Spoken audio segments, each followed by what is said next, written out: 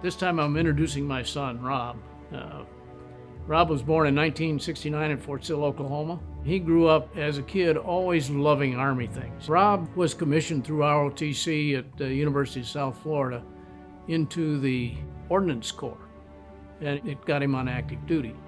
And he'd been in the National Guard all through college. In fact, he missed a semester when he was called up during the first Gulf War, and they actually were training to deploy with the division I was assigned to as Assistant Division Commander.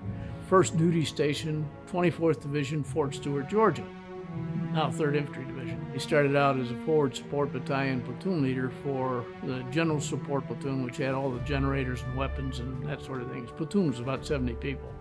When he could, which was 2 years into his service, he applied to be transferred to the Armor Corps, and he was accepted in that. So he went off, moved out of his forward support battalion into a tank battalion, and finished out his tour of duty there as an assistant S3. He then went to the advanced course at Fort Knox, Kentucky. Then after 18 months, he went to the ROTC detachment at Tulane University.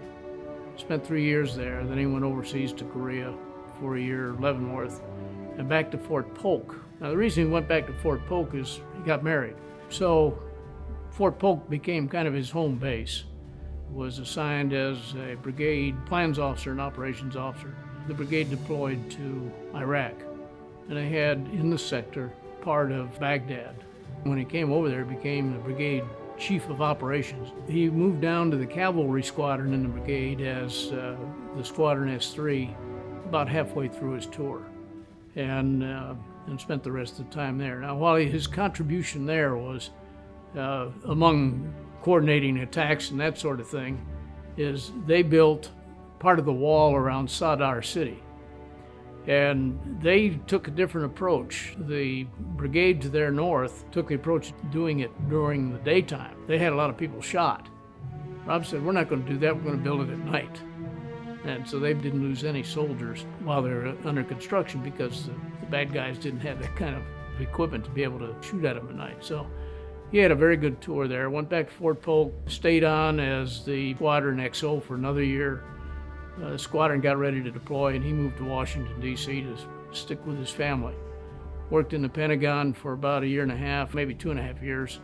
He was tapped to lead a brigade-level SFAT team. That's a Security Force Assistance and Advisory Team. The brigade that he was supporting down in Kandahar, he went back to and he was in the 2nd Regiment, his regiment again.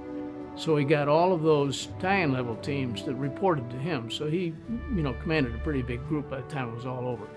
And it was multinational. He had multi-service, multinational. He had Marines, he had Australians that were reporting to him on what they were doing.